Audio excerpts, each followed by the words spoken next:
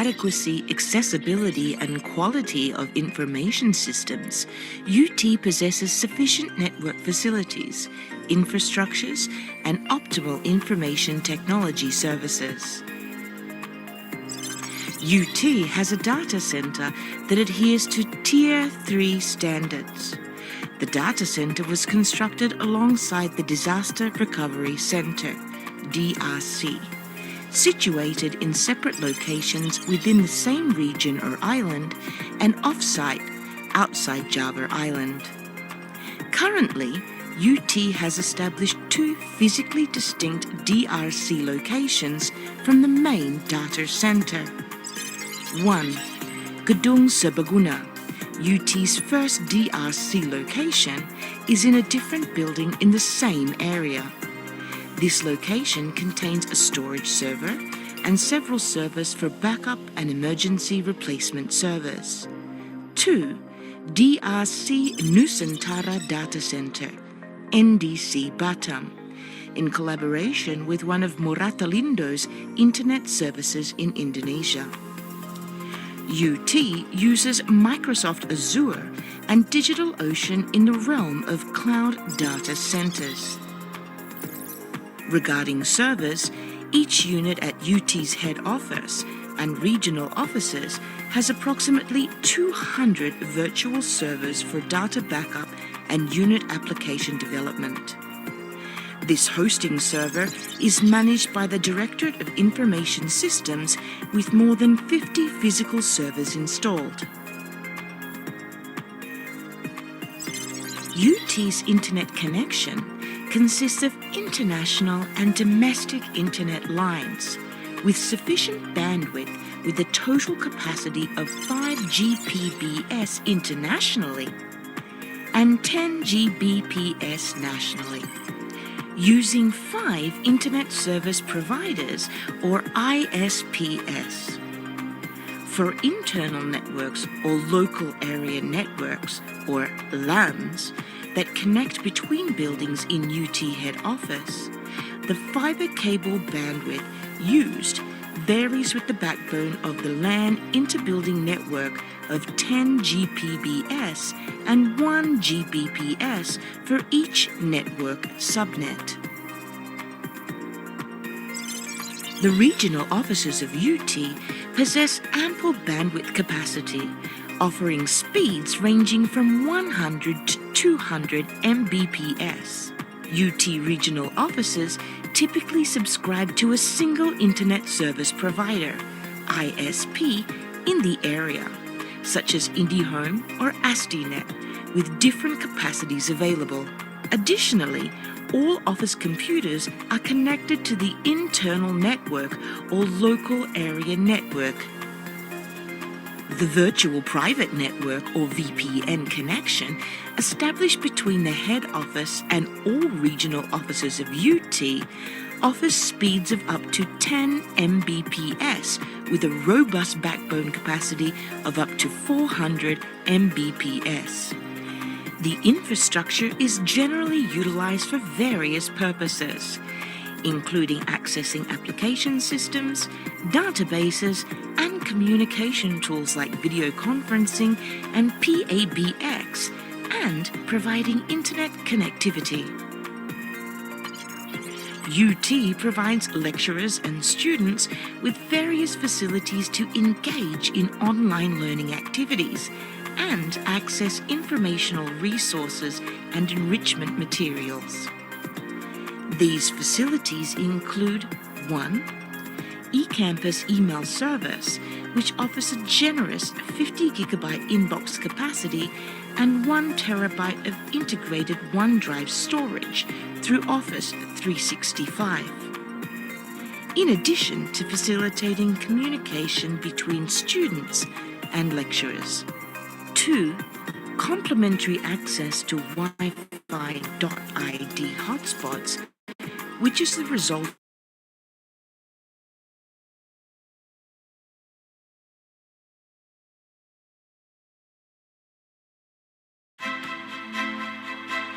The Asian Association of Open University proudly present The Book of Open and Distant Education in Asia. Good Practices from AAOU Members. This book was collaboratively written by 8 members of AAOU. Korea National Open University. Open University Malaysia.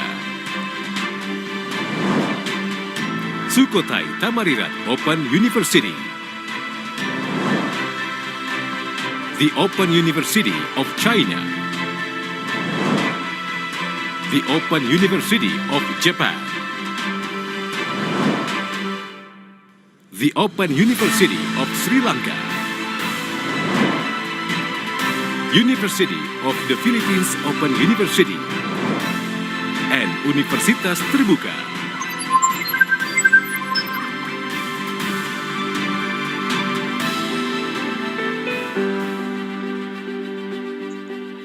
The Asian community has long placed a high value on education.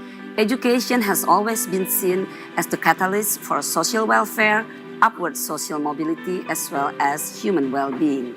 And nowadays, Asia has emerged as the major distance education providers as well as beneficiaries.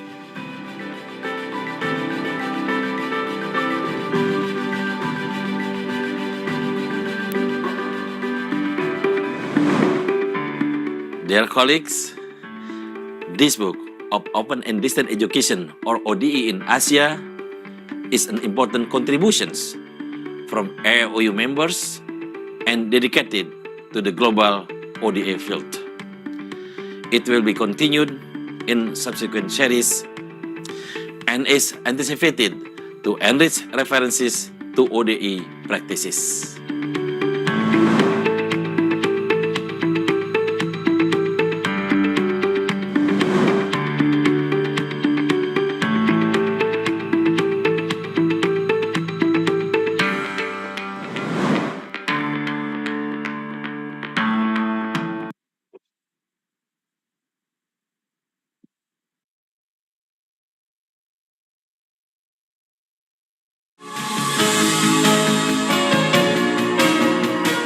Welcome to the Asian Association Open Universities Conference at Allama Iqbal Open University. Pakistan is a land of rich panorama. It has marvelous diversity in culture. Stunning Himalayas and gushing waters constitute the geographic splendor of the land. Islamabad is one such place of beauty, and the Allama Iqbal Open University is located at the heart of the city. The Allama Iqbal Open University was founded in 1974 to open fresh avenues in the lives of people through distance education. Only in a couple of decades, the globe became a replica of the system. Today, open universities operate in the world. Being a pioneer institution in Asia, the Allama Iqbal Open University hosted the Asian Association Open Universities Conference.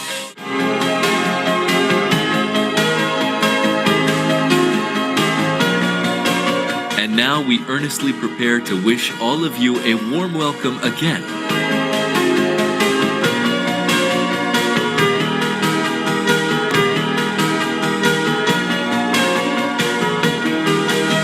Every possible measure is being taken to make the international event constructive and comfortable.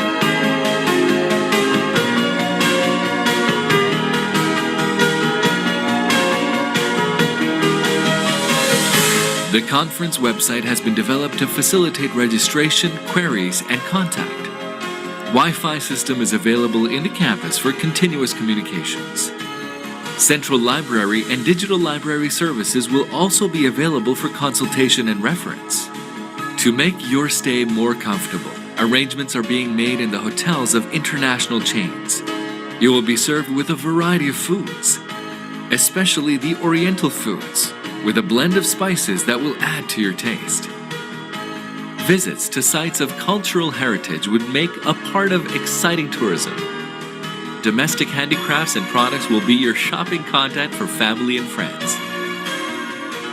The Allama Iqbal Open University is making all-out efforts to groom technology-oriented human resource through information and communication technology. Electronic and cyber communication formats are applied in teaching methodology. High-tech electronic software is produced in the Institute of Education Technology. These radio and television programs support the academic content of the university courses. The Center for Instructional Design has recently been established to develop electronic courseware for various programs.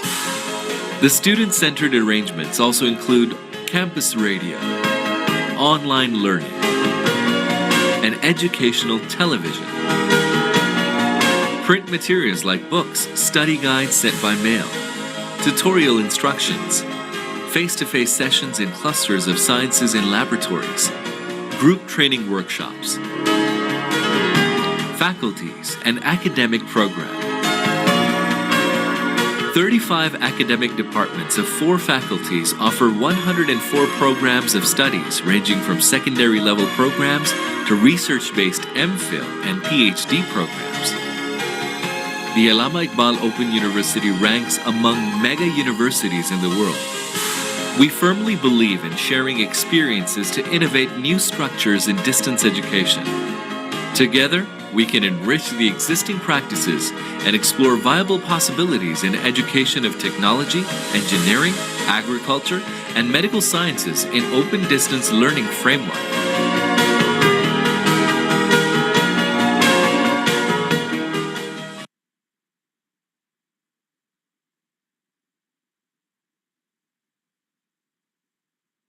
Well, good morning, everyone.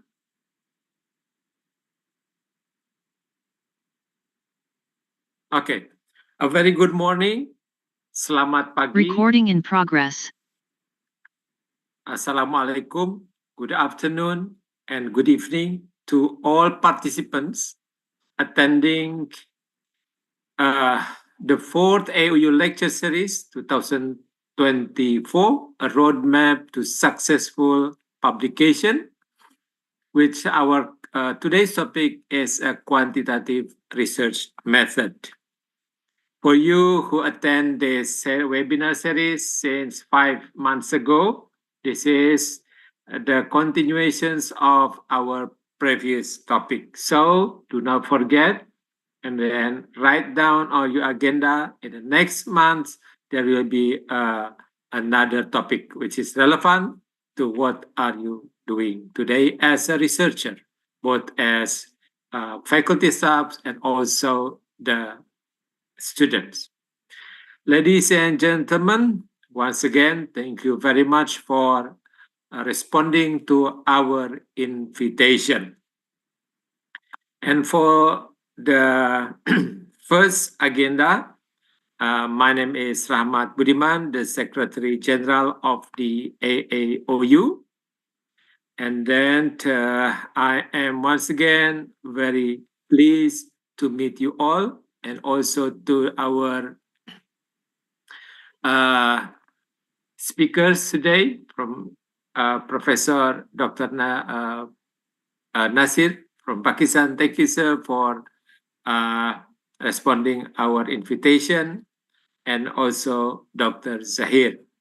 Ladies and gentlemen, as our time is quite limited, I would like to invite the President of the AAOU, Professor Ojat Darojat, and he is also the Rector of Universitas Terbuka, to deliver the opening remarks.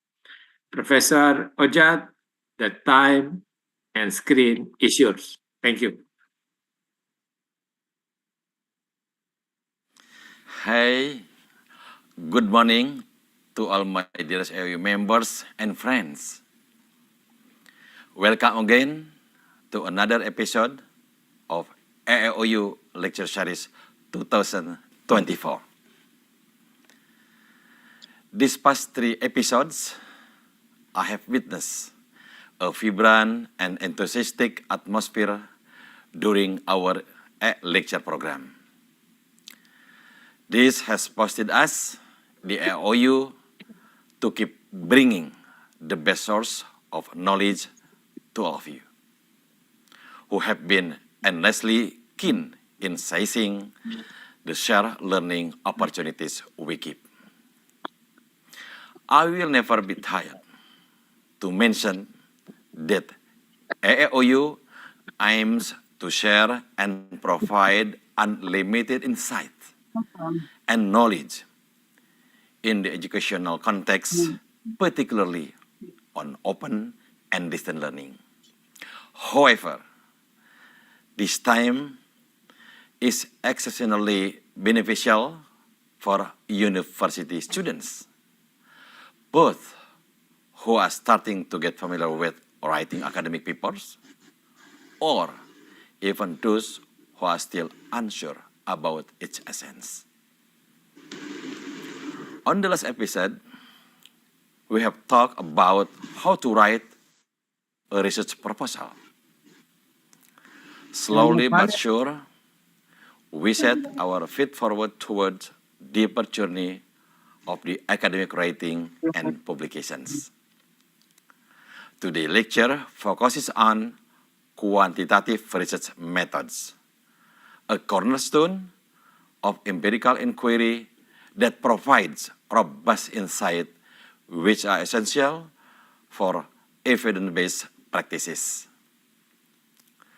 Quantitative research methods have long been at the heart of scientific discovery, offering tools and techniques that allow researchers to test hypotheses, measure variables, and establish patterns and relationships within data. As many of us know, mastering these methods is not just about numbers and statistics.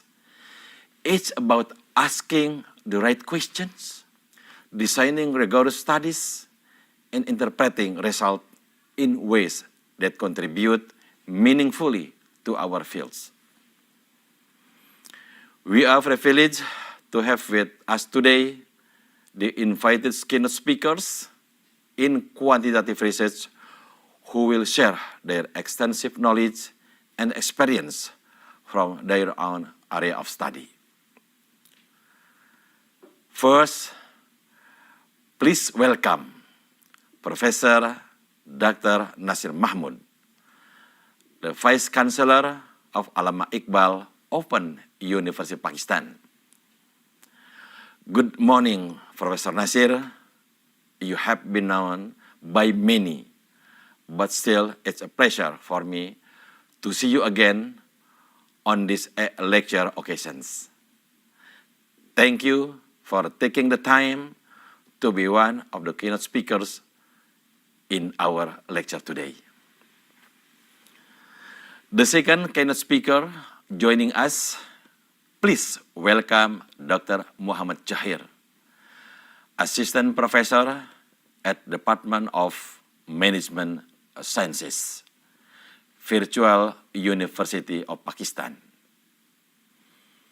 Hello, good morning, Dr. Zaheer, and thank you for accepting our invitations. I am pleased to see you, and we hope you enjoy your time with us today and can share the best of your knowledge and experience with us.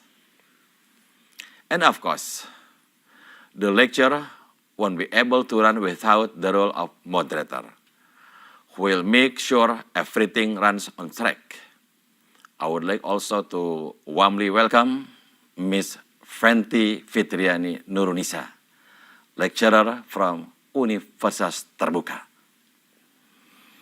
Dearest participants, this is an invaluable opportunity to deepen your understanding of quantitative methods and to gain insight that will enhance the quality of your research publications. Especially the 37th AAOU conference is still open for abstract up to the end of this month. Therefore, I encourage you all to actively participate, take full advantage of the opportunity to learn from one another. And we, from the AAOU, welcome you all to submit your paper to our upcoming conference. Once again, welcome and enjoy the lecture. Okay, thank you very much, Ms. President. Ladies and gentlemen, as the President mentioned just now that we have two excellent keynote speakers, and this is nice program, and the good program will be more interesting if it is led by a good moderator. We are fortunate today because we have Miss Fenty Fitriani Nurunisa as the moderator of our today's webinar series. But before I hand over the microphone and also the screen to Miss Fenty, I would like to read her brief CVs. I'm sorry, Miss Fenty. I have to read the most outstanding achievement because if I read all, I think we need more than 30 minutes. Well, ladies and gentlemen, Miss Fenty Fitriani Nurunisa, she is the lecturer of Agribusiness Study Program at Universitas Terbuka. She earned a master degree from IPB University Indonesia, and at the same time, she got the master degree from George August University, Germany. Her bachelor degree is on agribusiness from IPB University. So she speaks both Indonesian and Germany very well. And regarding the publication, Ms. Fenty has published numbers of research article and publication. And the earliest one is Organic Farming Development in Indonesia, lesson learned from South Korea, published in 2023. And also Supply Chain Analysis of Shallot Dynamic System Approach 2023. And then the latest one, Business Model Analysis and Feasibility Study of Low Glycemic Index Rice, Pre-Boiled Rice 2024, Fruit Consumption Improvement as an Effort to Sustainable Lifestyle 2024. There are some more interesting publications from Ms. Fenty. I am sure if you are interested in what Ms. Fenty has published, you can search on the Google Scholar search name Fenty Fitriani Nurunisa, and I'm sure you will find her excellent publication. Ms. Fenty, I will hand over the screen and the mic to you for the rest of webinar series this week. And Ms. Fenty, once again, the screen and mic is yours. And I will be listening the presentation from both keynote speakers. Thank you. Ms. Fenty.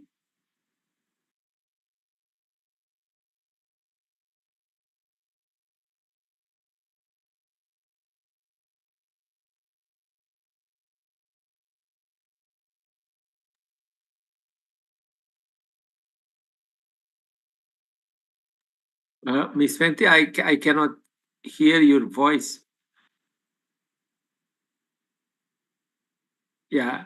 Oh, check. All right. Now, clear. Okay, sorry. I will just rewind what I said before. Okay, first, thank you very much, Dr. Rahmat, for your kind introduction. And I would like also to say hi and good morning to all participants of the fourth AAOU Lecture Series. As highlighted by our Secretary General of AAOU, Dr. Rahmat, I believe the session will be very interesting and insightful. And being mindful about the topic to be discussed will be greatly beneficial, especially for us who are active in educational sector.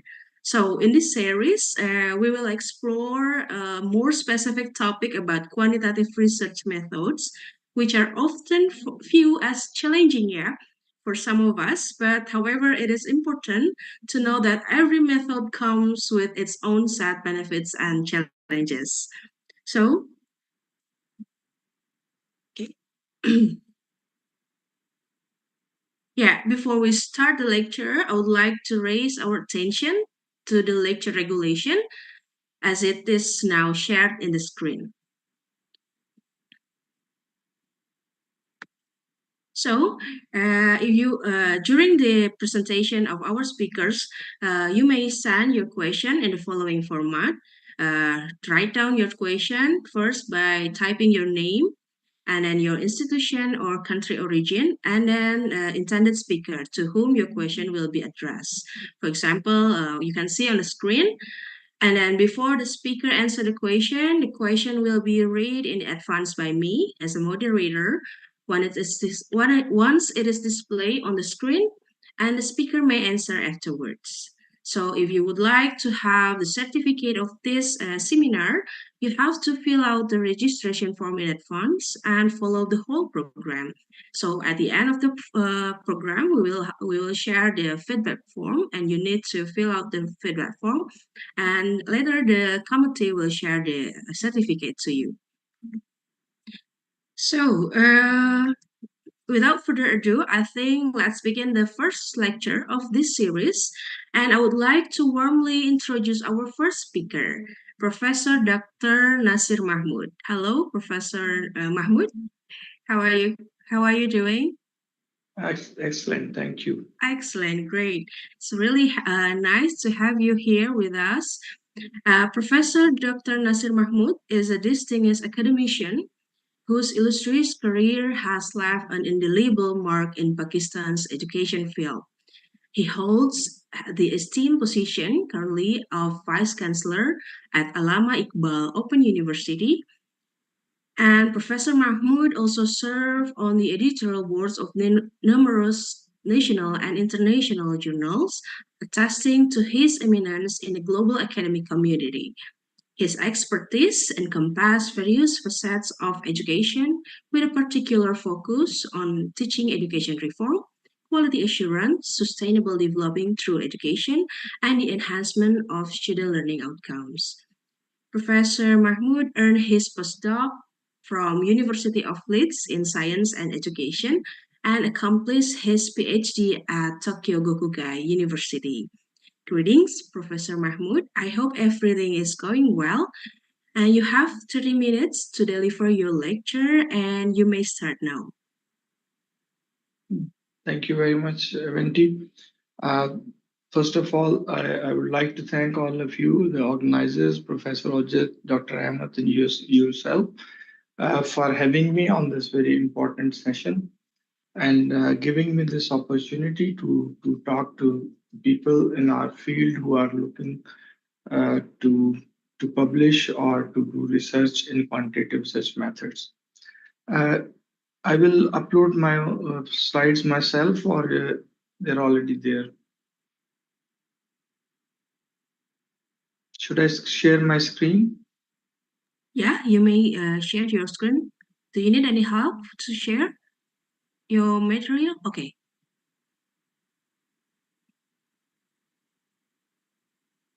So, is this visible to people now? Yeah, but maybe it is better if you could set your PowerPoint to full screen. Oh, yes, I'm going to. Okay. Yeah, great. Thank you. Perfect. Thank you very much. So, welcome to all participants, and thank you for taking out time. It's quite early morning here in Pakistan. People from Pakistan and all other places, good afternoon, good morning, good evening, whatever suits according to your time. Today, we two speakers will be talking to you, and we have coordinated with each other so that we should not repeat things.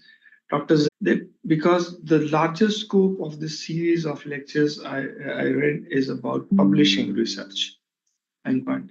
So in this context, I would like to take this 20-25 minutes of yours by going through this agenda, which I've just listed here.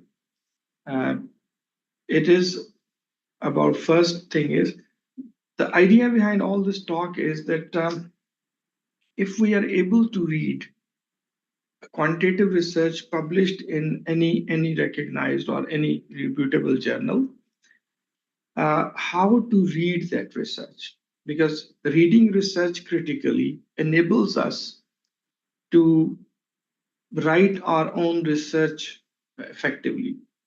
So what I will talk to you is about the components of research, quantitative research publications rather. When a research in the form of a thesis or in the form of a research paper or any kind of presentation, whenever you will be doing that work, what components are essential, are part of this process of writing quantitative research. And then we will look into, when we say to read this research critically, what do we mean by that? And then we will look into alignment of different components of quantitative research. By different components or parts, I mean how alignment between its objectives with literature review, with methodology of the study, with and findings of the study, how finding, conclusions, recommendations, literature review, introduction of the study, how all these components are connected to each other.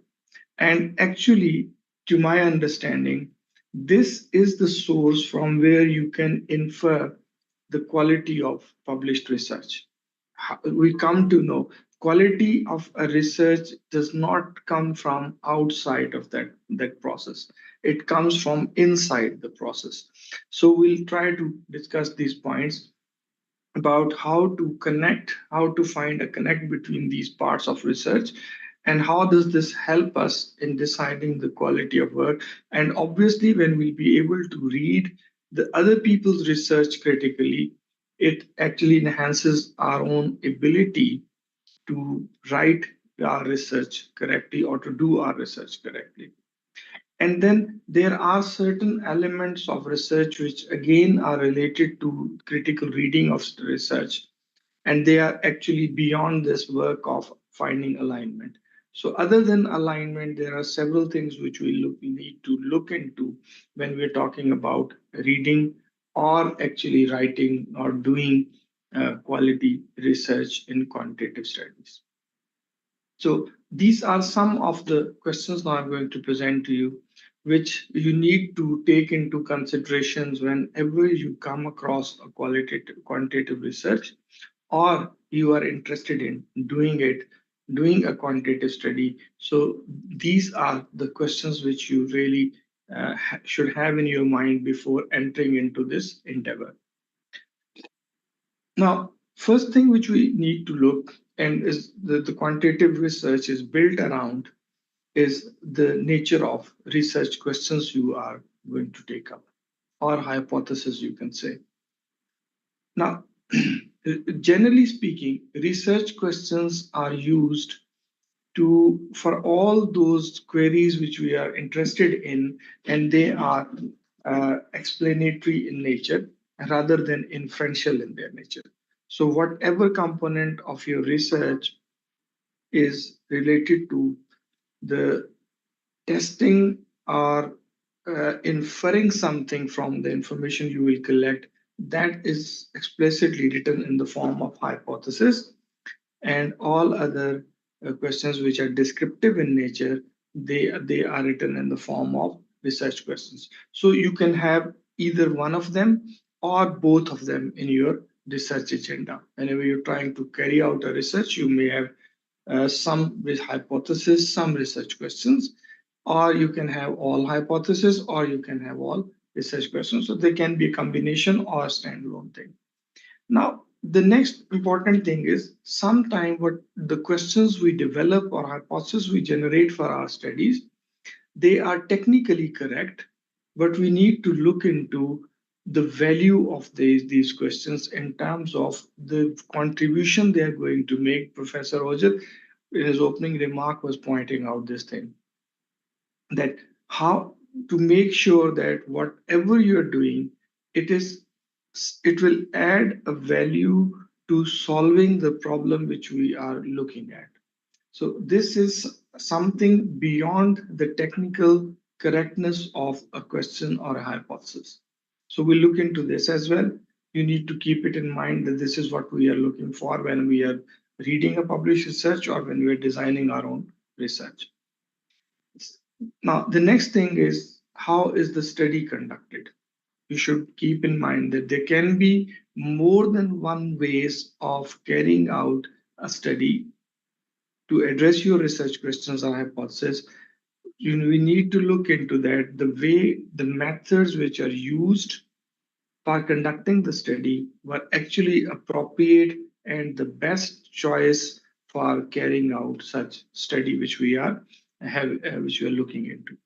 So two aspects of it will be important for us: appropriateness of method and how rigorous that method is. Sometimes you select the right method of study, but it is not detailed enough, it is not rigorous enough to actually get you to the answers you're looking for. And then we'll come to see what main findings are listed in that report, or what main findings they have reached to. These findings are connected to the conclusions, and conclusions are connected to the recommendations they are making out of study and leading us to several other studies. So we need to see what are the main findings presented to us, and we will also look into do the conclusions logically follow from our results. It means that whatever we have concluded out of that work is related to the questions or not, is related to the data which we have collected or not. Now, there are 10 different parts you can divide a research, quantitative research, into. So first of this will be, as I said, you look into evaluate the research questions or hypothesis. Now, how to evaluate it? There are three simple ways of looking into the aptness of the research questions or hypothesis. One is clarity. Clarity means that if a reader reads it like you're reading it, can you understand from this expression, from the sentence used, can you understand what actually they are trying to do? This is a very simple thing to look into. The researcher may have done research very correctly, but if it is not understandable for the people who are reading it, that compromises the utility of that research, utility of that question. So first thing we look into is whether the statements given are very clear, or by clarity we mean if one can understand it the way it is communicating. So if you can understand what is being communicated, it's clear. Relevance to the topic of the study, or relevance to the field in which the research is being carried out. So a research question is of something of value to be examined, mean it will contribute something to the existing body of knowledge, and it is relevant to the field in which the research is being conducted. Does our research question offers something different or something new? That relates to a capacity of a question in terms of advancement of knowledge. So these three things we'll be looking at when you're talking about evaluating a question, whether it's apt question or not. Then it comes to, now everything coming afterwards is connected to this first bit of it, which is about hypothesis and research question. Every other part of the research needs to be connected or revolving around these questions which you have made. In any research, you can have more than one research questions to be addressed. So every question should be addressed when you're writing literature. This is what we mean by coverage. If I have 3 or 4 research questions and they are related to each other, but still they look at different areas within that research. So every question needs to be addressed when you are writing literature review. And at the end of all that process, I'll let you know how I make sure when I'm reading a study or I'm writing a research report, to how do I make sure that these things are there. It's a very simple process. We'll get to that at the end of the session, almost towards the end of it. Now, coverage means that literature review covers all recent studies and relevant studies in the past in terms of all questions being addressed in it. And the context means that the place where you're doing research, when I'm selecting studies to present my review or the previous work on that, and its relevance to the research, I should be, my first preference should be that I take literature which is generated in that cultural context, in that geographical context where I am working. So that is what we need to look into. And third thing is that it helps you to identify what gaps exist in while you are addressing to this, because these gaps are your way ahead. These gaps will let you do or will give you a pathway about what needs to be done more over and over what has already been done. The third part of research is generally methodology of it. And methodology involves four different components in it. So whenever you are doing research or reading research, make sure that these four things are there in your quantitative study. First is design of the study. Now, I will just differentiate for you in a couple of minutes how designs and methods they are connected to each other or they're different between. I'll just take an example. Like if suppose we are given a task to build a room or a classroom or an office. Building an office requires a certain amount of material and different kinds of material like bricks, cement, and so on.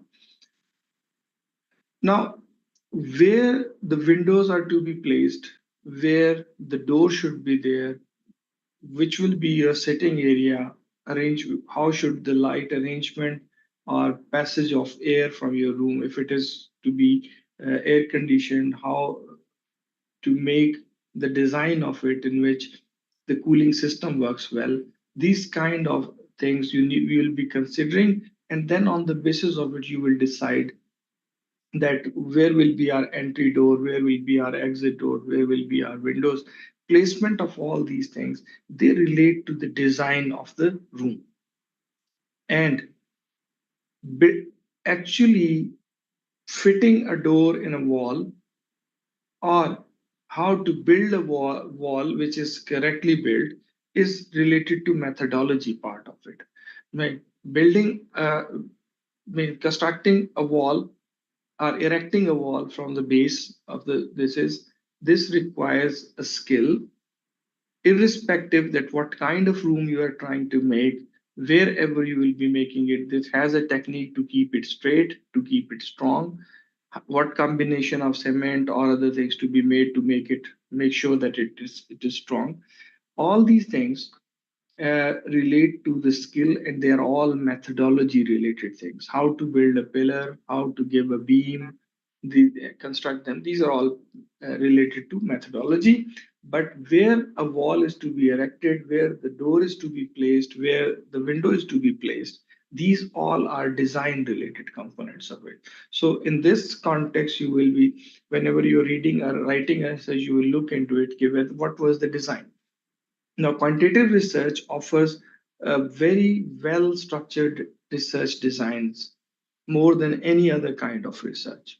So, for example, our experimental designs in the research, they are very, very established, very well built kind of thing. So you will be looking whenever you're writing or reading or choosing a design for your study, you will look into that material which will help you to decide that what design suits to the kind of questions you are looking at. And then once the design is there, then comes to the methodology part of it, which involves how to select your sample, who will be part of your study, have you selected the right people for that purpose or not? they were relevant or not. What method did you use to select such people? So you will see that the sampling is adequate in size and it is unbiased. So the procedures will let you know. Now, next, you will look at the procedure of your study. Did you follow the steps in the right sequence? To do that all work. By process of research, we mean uh, formulating research questions, then literature, then tools development, then sampling, then fieldwork, data collection, analysis, findings, so on. These are all part of the process of quantitative study. I'm not getting into details because I know that in the session following this, you will be looking into that in detail, how they are actually built. Then, when it comes to research, you will try to make sure your research is valid and your research is reliable. Here, when I say validity and reliability, we're talking about validity of research. Validity of research tools is a different subject. It does not relate to validity of research directly. That is something else, and we make it sure with the different methods. But by validity of research and validity and reliability of research, it relates to the selection of design, sampling, and other procedures. So we'll make sure that these things are there in the study when you are looking into it.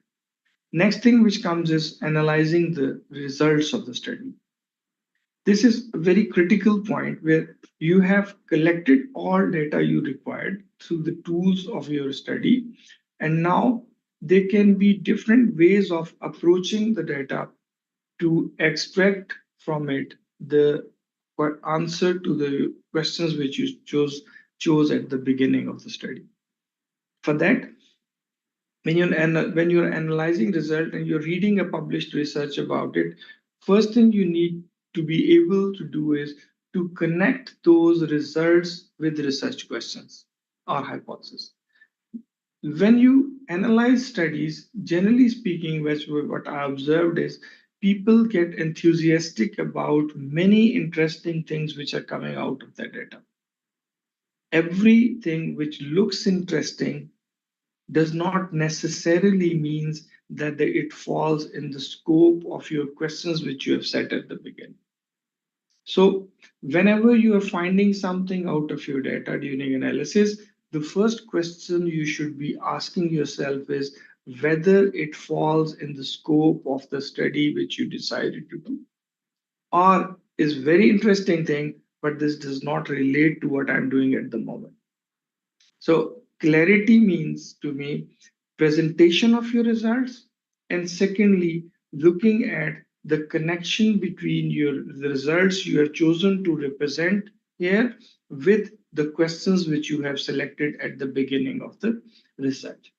So there can be different ways of presenting your findings to make it clear. It can be in graphical form, it can be in the form of figures, it can be tables, it can be any other way of representing it. But choose the best form, have the people who have written a report have chosen the best possible representation of their finding. That adds to clarity. Then statistical analysis. Analysis used on the data which you collected, are they directly related to research questions or not? Sometimes it happens that people tend to use whatever is being taken well in the market, whatever is being taken well in the institutions. For example, people tend to use, for example, a period came which when I was doing research when people were very interested in those SEM models. Everyone was trying to do an analysis, multi-layer analysis for any kind of data they used to collect. But in fact, those analyses were not required for that particular questions to answer. Those analyses are very sophisticated, but not related at that point of time. So what you need to look into research when you're reading it is that whether the statistical methods used on the data, they were directly related to the question being asked in the beginning or not. Otherwise, if it is not connected and it's very interesting, but you will keep it for some other place, some other research, some other time to display it, but not here. So statistical analysis, appropriateness of the analysis needs to be verified. And then interpretation again, because we are very ambitious about advocating our assumptions of study, which we have come to through our observations. So at times it distracts us. And when presenting interpretations, we tend to go beyond what is available in our data with our presuppositions that I know that this is correct, I know that this happens. So I tend to include that observation of mine in interpretation of data. Segregation of that is important. That whenever I'm presenting or interpreting my results, I should make sure that I am talking about only that part which comes out of the data I collected, and it's not my own wish or observation which may be correct, but I do not have evidence of that from this research, so I should avoid that from the study. Then the next thing, which is examine the discussion, conclusion, and recommendations part. It's This is the part which everyone will most probably be interested in reading when they come to see your research. It needs to be consistent. Consistent means that do the writer adequately address the research question and hypothesis? Again, the consistency of it is that besides being interesting, every finding which you present, every result which you report, actually it corresponds to any of the research questions or hypotheses you have listed in the beginning. Connect them, and whatever else is there, just take it out from the research. What implication means going beyond your result, but not and connecting it to the existing literature. One result I have arrived at through my analysis by implication means that what does this mean for the people who will be using it? What does this mean? This result means in solving the problem which I have at hand. So how what are the implications of the work, of the results and findings I've been through? Now this needs to be identified in the write-up of research publication, and then does author recognizes or acknowledges the limitations of his work? It is very obvious when I go through a certain study, I process any research, at the end of the research, that I have inside me a knowledge which tells me which things did not go the way I actually planned. And that's true for any research you do.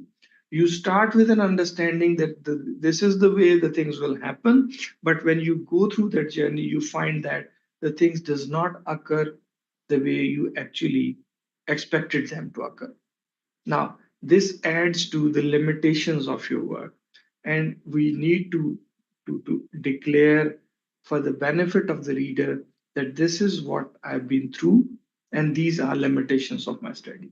Second, another thing is the evidence. Evidence means that I need to make sure that my findings, conclusions are connected to my recommendations. Whatever I suggest that the people should do in order to solve their issues, problems, this needs to come out from my findings and conclusions. Again, it should not come out from my observation or personal understanding. So one a person who is reading a research from somebody needs to make sure that this happens. And then what to be done further? Where I have reached as a result of the study and where I need to go from here. It is a guidance to myself and to the readers that what future directions are there, what further avenues are there where we need to be working. A research report or published paper, research paper needs to have all this in it. So we're looking for these 5 things when we are reading somebody's research. References that helps you to understand the quality of reading, the quality of work used by the author when they were writing the review or they were writing the discussion part of the study. So I'm not saying that when you're doing a research, all references or all material which you're using should be very current and up to date. There are some historical references which are very important and needs to be quoted always, but make sure that the source of those publications or books or material which you're using, it comes from an authentic source of it.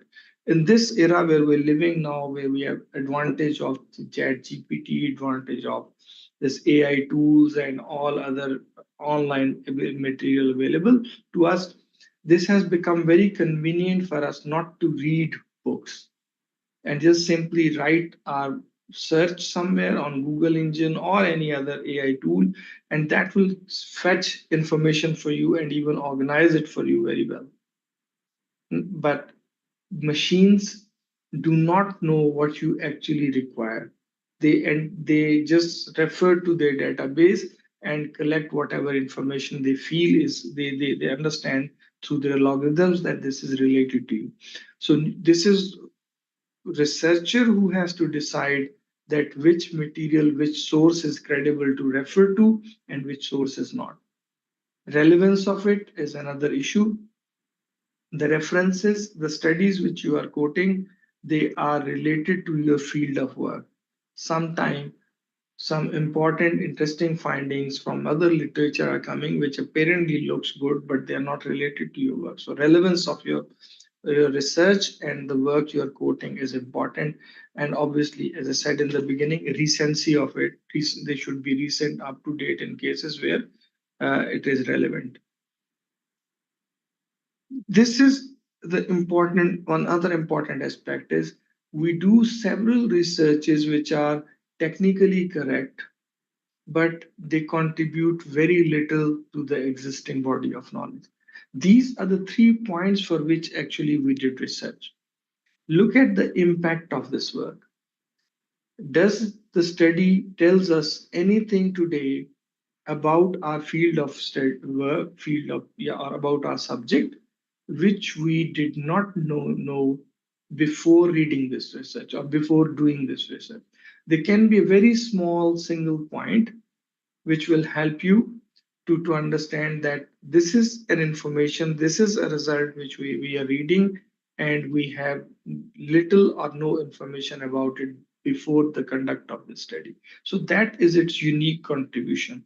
In one research, at maximum, it can be one single small point which can lead you to that. These changes or these new knowledge, which we call, is incremental in nature. And in every subsequent study, you may find a very little advancement into whatever you know today. And that builds on what you already know. In undergrad students, it's obvious, it is their general tendency that whenever they are doing research, they understand like that, they feel that they will be doing something which will make this world upside down. They will do something very drastic, very fundamental, and which is different from whatever we know today. A single research generally cannot do that. It builds on whatever is available to us, and that needs to be connected to the past. So look at the impact, what impact that study, that research has made to it. Whatever the study proposes us, is this practical to do that? Sometimes very fascinating findings, very fascinating recommendations, but on our first reading of that, we know that this is something which is not doable, or this is something we have been doing forever, but not the way it should have been done.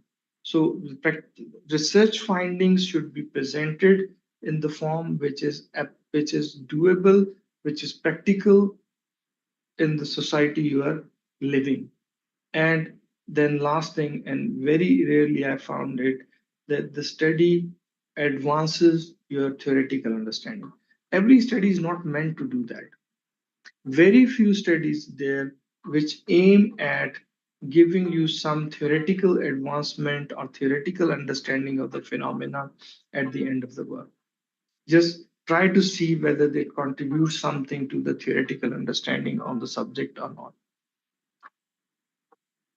And then you obviously, as a reader or as a researcher, has your own perspective on things which you always try to connect to. So look at it that your observations does not interfere with the empiricalness of the research, with the empirical nature of the research, keeping yourself outside the evidence generated, not becoming a part of it and not trying to manipulate it, is the most difficult thing which I felt in my whole career.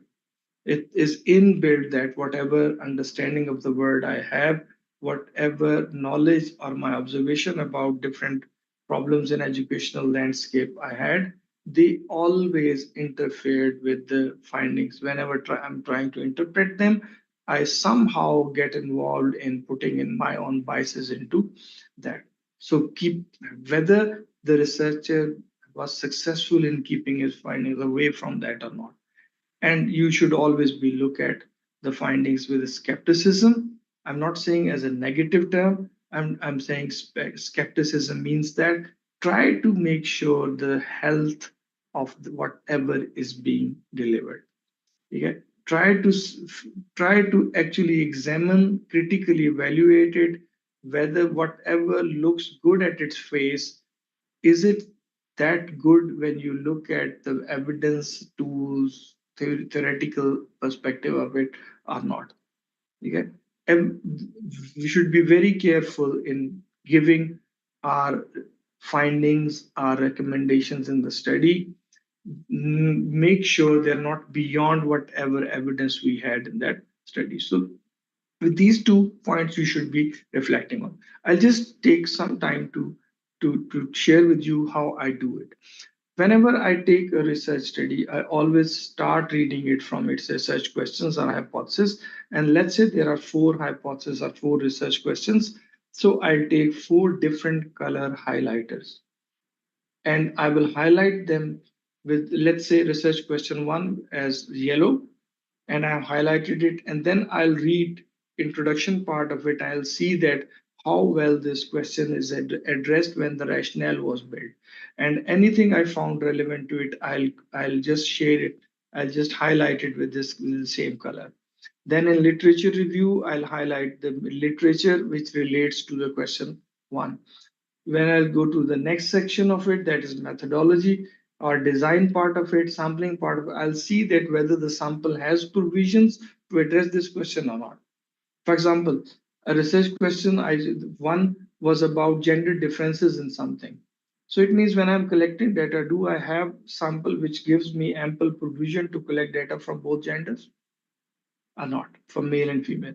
If the sample does not have such provision, so I will not be able to answer that question. So I'll take one color and highlight everything which should be there in each part of the research: introduction, literature review, its methodology, design methodology, then tools, tool development, then data collection, data analysis, finding, conclusion, recommendation. Everywhere I'll just highlight it in the same color. And if you have 4 questions, so it means you will have 4 different colors to be used in order to highlight the document you are reading. And if at the end you find some of the material which is left without any highlighted color, then read it and decide whether this was relevant to be reported here or not. That is easier part of it, that whatever is left unhighlighted, you need to decide it's relevant or not. If it is not, take it out of the paper. It means that's not relevant. But the important part of it is sometimes you see everything highlighted in that research report, but that does not cover the scope of your questions. Yeah. So that is the second step to that. Think about the text which is uncolored, so just take it out. But think about a color used for any hypothesis or question, but no material or any part of in any part of the research. You have a research question highlighted in a color, but in rest of the report you do not find anything about it, anything related to that. So this is the point where you cannot do anything about it now because you're already through that process of research. So look into it whether this was addressed or not. And then sometime you, you find highlighted material related to a question, but that's not sufficient to address that. So sufficiency, relevance are the questions which you need to address beyond that. For example, from this process of color coding, you will not be able to see the value of research topics. You will not be able to see that by value, I mean what it contributes to the existing body of knowledge. As I said in the beginning, any topic can be very technically very correctly taken up, but may not have any contribution to the existing body of knowledge. So value means that who actually is the beneficiary of whatever you will do at the end of it, who will benefit from the findings of the study. This needs to be made sure, and this is you as a researcher or reader will decide it. Relevance of the topic to the community. This happens a lot here in Pakistan, that the students try to take up topics from the West, which are published in very high repute journals. They just read an article from there and they get impressed from it and they start doing it here. And the only argument they have to present to us is that this has never been done before in our own culture. If it is contextually, culturally unique, you should take it, do it. But some of the topics, they are general in nature, they are not relevant to our society, although they're very interesting. So your effort will be same, but this will not add anything to the betterment of your community. So this is something we need to look into. And the last thing which I usually try to find is the capacity of that topic to add to the existing body of knowledge. We are going through a ritual kind of process in which we follow every step, but at the end you see that we did not come to know anything new which we did not know before the conduct of this research. This to me, which we call it significance of study, generally speaking, significance to me means how it contributes to the body of knowledge. That is the most important thing. It should add very little, but it should add something to what we know today. So thank you very much. I think I'm on time. That's fine. So any questions, anything which back to you, Venti. Thank you. Okay, thank you very much, Professor Nasir from Pakistan. It was very comprehensive and systematically delivered, yeah, from you related to research methodology. So before we start to the next lecture, I would like to check whether Dr. Zaheer has already joined us here in Zoom. Hello, Dr. Zaheer, have you joined us here?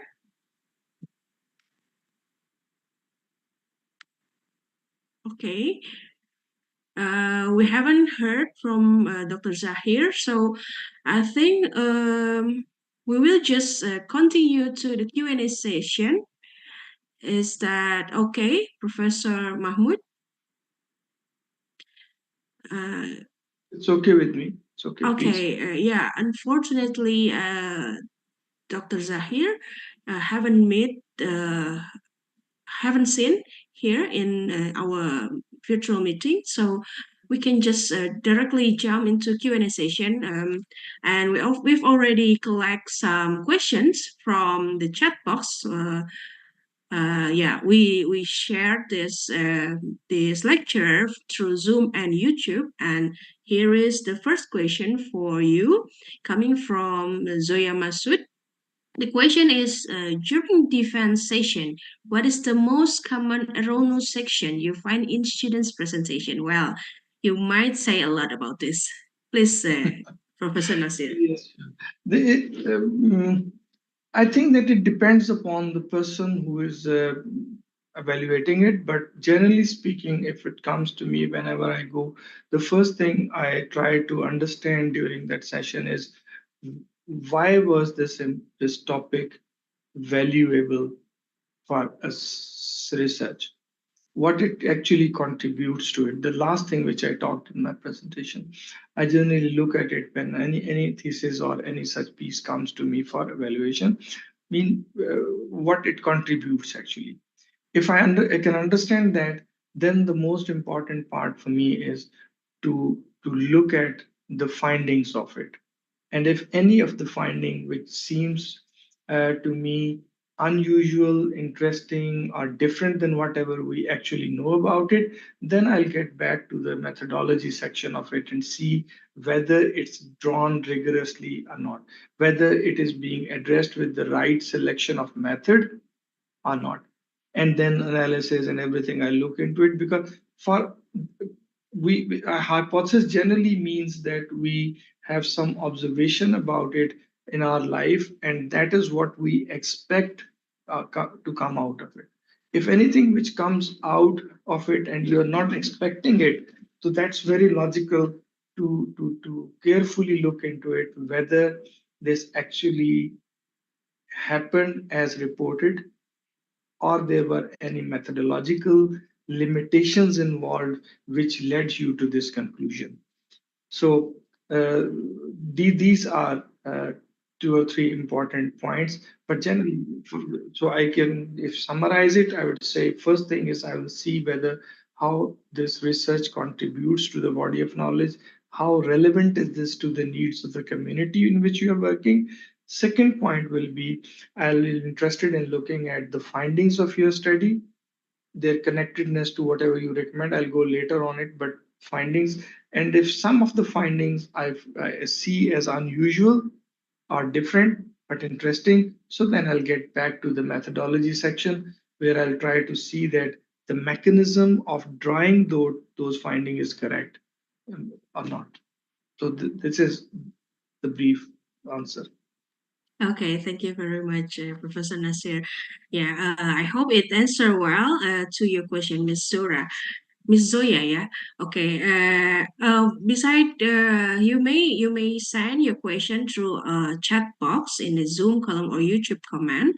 You may also raise your question through raise hand feature. If you are already joined Zoom, you may use our raise hand feature, and we will just welcome you if you have any questions. And let's move to the next question. Yeah, it's from Dr. Raza Ejaz from University of Agriculture, Faisalabad. So the question is how to handle conflict when there isn't enough literature to review because the research being done is so novel. Wow, it is also a PhD dilemma. Please, Professor Nasir. Thank you. I'll try to understand the question further, or if you just help me in understanding what actually was being asked. Can you go back to the slide where question is would you please share the screen again? Yeah. It says Yes. how to handle conflict when there isn't enough literature to review. This general, as I understood, I can answer, but if it is not right direction, you just point it out to me. The way I understand the question, it means that whenever you're trying to have a very new novel situation where literature does not exist before, or you can say much literature is not available, so then from where you will get the lead or help about it. And the situation becomes even worse when the literature in fact is conflicting to the hypothesis or assumption you are making. You see, this generally happens with qualitative studies where you are trying to explore phenomena which are just emerging and you do not have any theoretical assumptions beforehand about it. and you're just in the process of making those assumptions. Because in qualitative research, you generally see that they say qualitative researches are meant to generate hypotheses. So this relates most to the processes where you are looking at generating hypotheses rather than actually verifying hypotheses.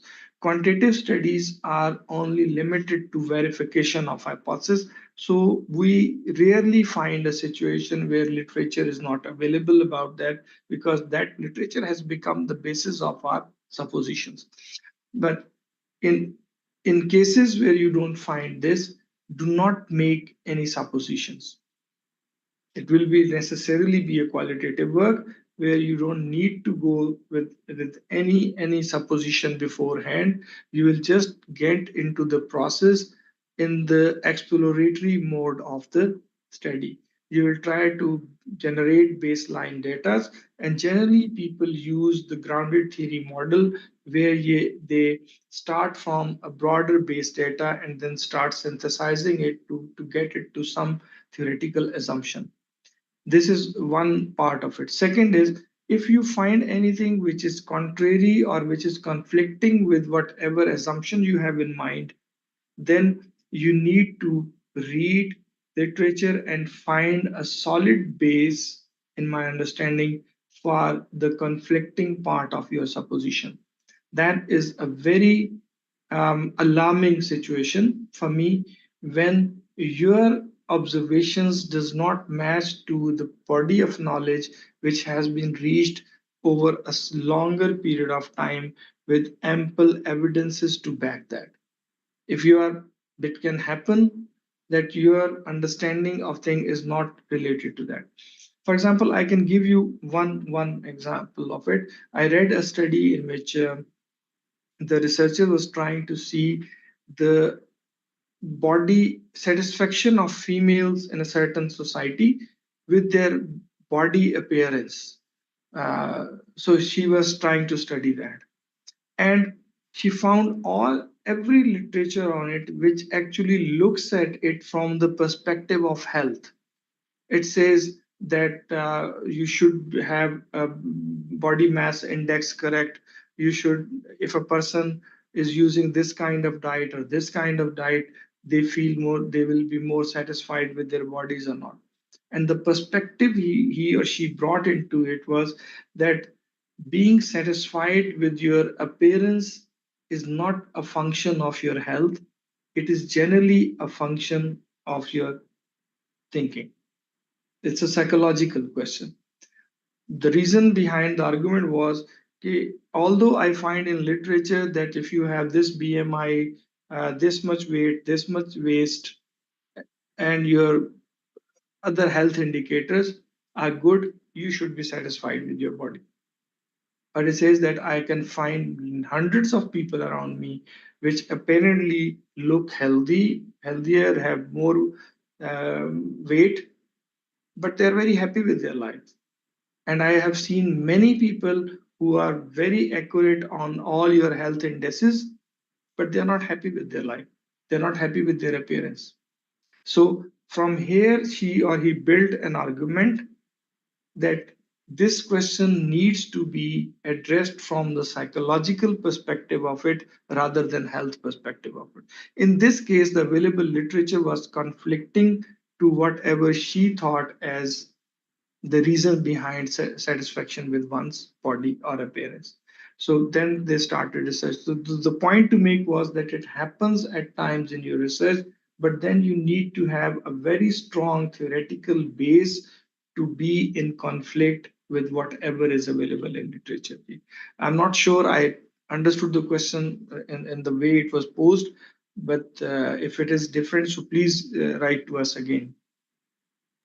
Okay, yeah, I hope it answer your question, but then if you have other following question, you may just chat us on the column chat.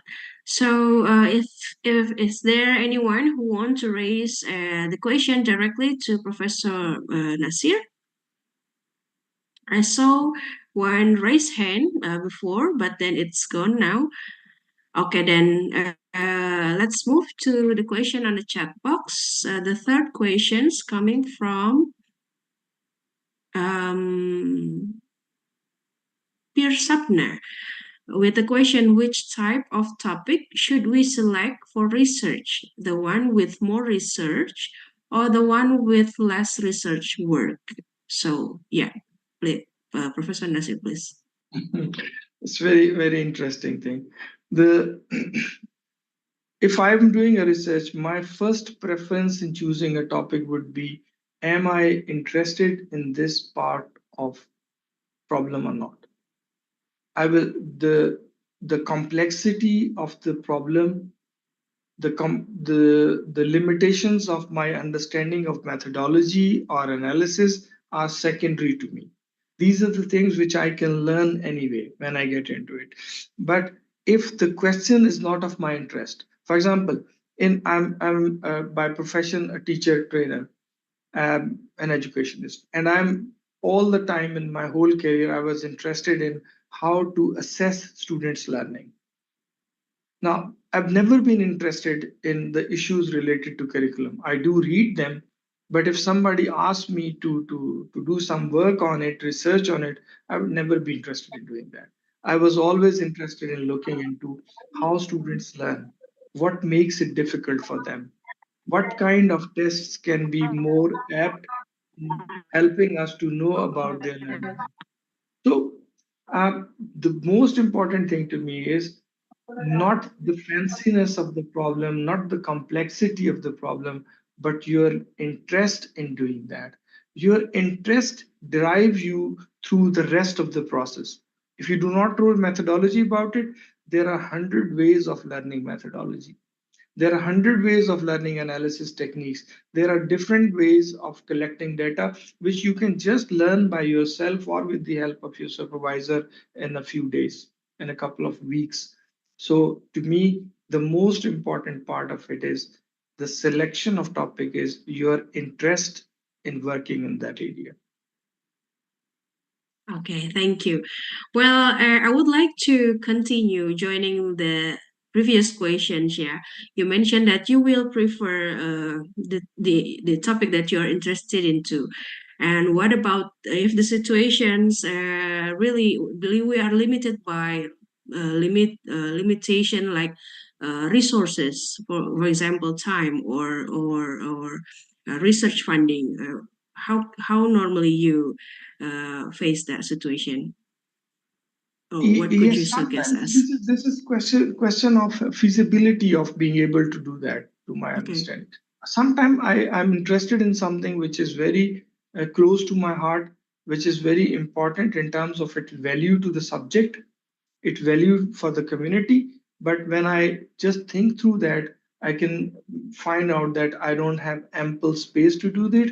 I may not have ample resources. I may not have ample access to the information which I'm looking for. So then obviously you should go for another thing of your interest.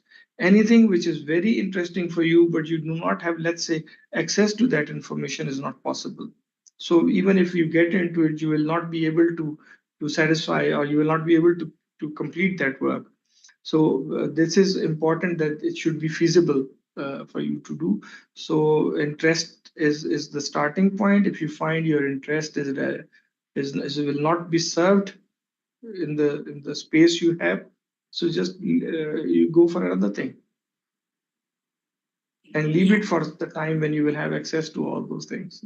Yes. Agree. Okay. Yes. Thank you Particularly for. when you're doing research which leads towards award of a certain degree. They're all time-bound researches. Yeah. So Yeah. Yeah. when you become professional, you can afford to have failure Mm. and be started. But when you're doing for a certain research as a requirement of a certain degree, so it's you have limited time, so you should not get the there. Thank you for the encouragement. And yeah, maybe I would like to check once again whether Dr. Zaheer could meet us here in Zoom. Hello, Dr. Zaheer. Have you joined us? Well, otherwise, if he hasn't uh, if he couldn't come, let's just continue the Q&A session because Professor Nasir, we have very much, we are a lot of questions coming here from you. Yeah, a lot of us are interested in asking Just send me questions. Dr. Zaheer has just sent me a message that he has some technical issue. He'll just be coming. Okay, great then. Trying to connect, and it will just. He said that he will be joining in a couple of minutes. Okay then. Okay, should we have maybe 1 to 2 questions for you? Hello. Okay. Hello, I am there. Okay, great. Dr. Zaheer? Yes, thank you very much. But I'm sorry for being late. That's Actually, fine. there was That's some fine. technical issue.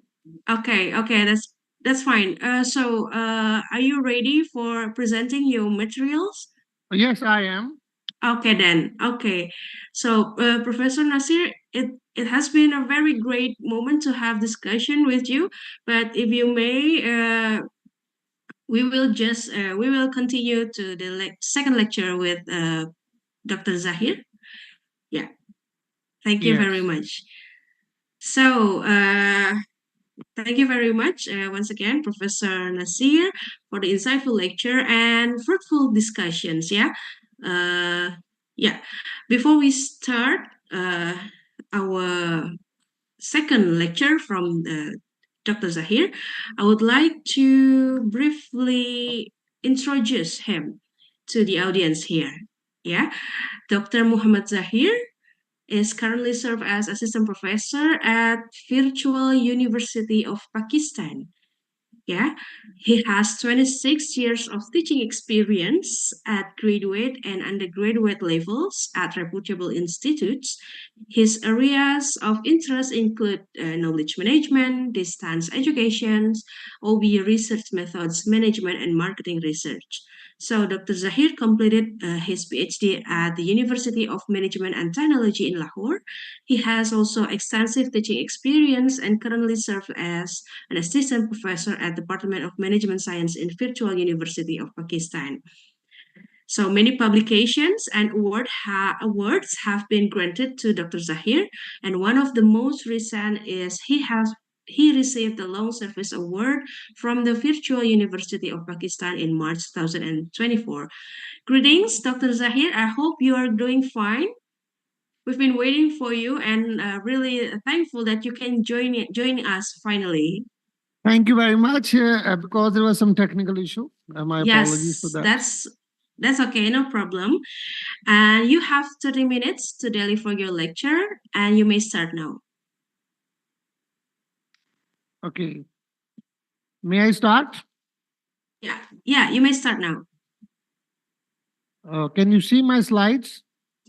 Unfortunately, we haven't seen your screen. Wait a minute. Okay.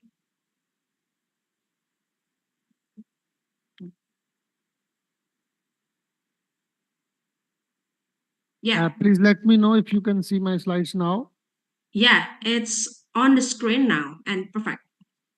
Okay, thank you very much. And I'm thankful to AAOU for providing this opportunity to discuss some of the insights regarding quantitative research methods.